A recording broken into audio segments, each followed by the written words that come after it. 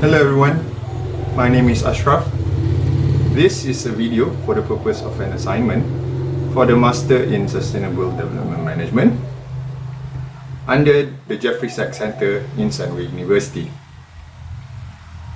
You will see a heading with the question in a set of 3 videos in my YouTube channel.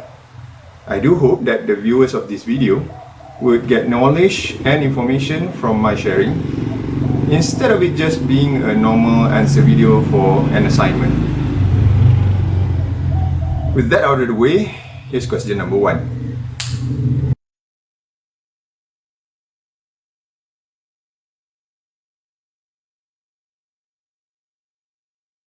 Let me start with defining what an international organization means. An international organization is an entity that encompasses members from more than one country and operates across regions. It can be separated into 3 types, which are intergovernmental organizations or IGO, non-profit governmental organization or NGO, and transnational corporation, or commonly known in Malaysia as MNC or multinational corporation.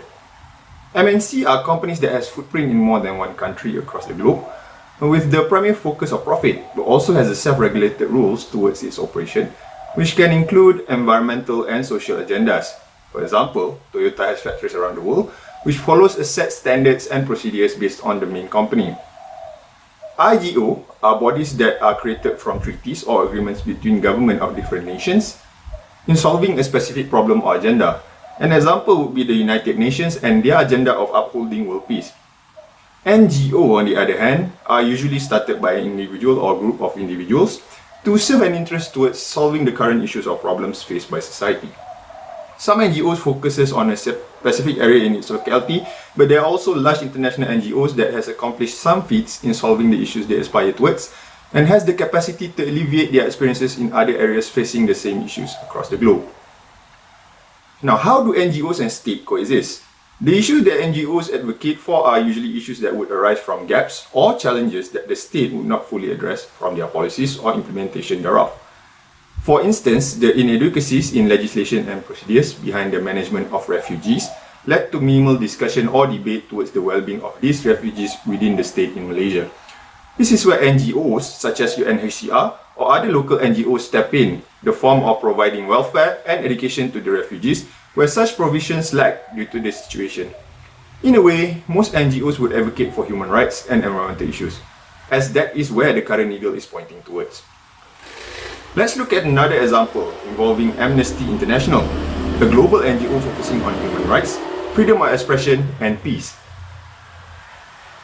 One of their agenda is pushing for the abolishment of state executions or death penalties.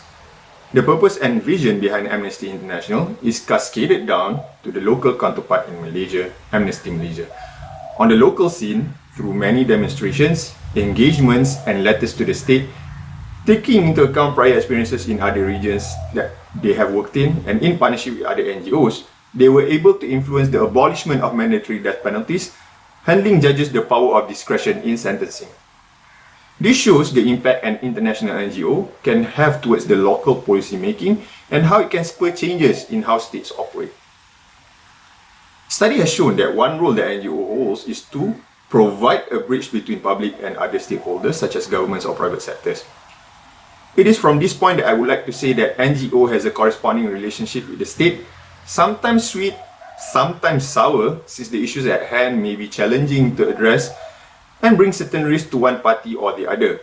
However, that communication and engagement between the influential parties pushes the state progressively into action, paving the way towards solving many social and environmental issues in the future.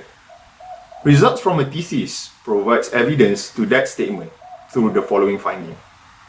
The stronger the international NGO-state relation, the more trust a state has in an NGO, and the larger the impact they can make.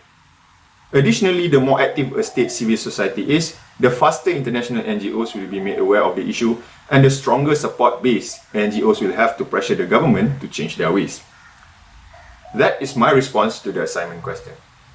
Now, if you enjoyed that sharing, please tune in to the next 2 videos for the other questions. Thank you and goodbye.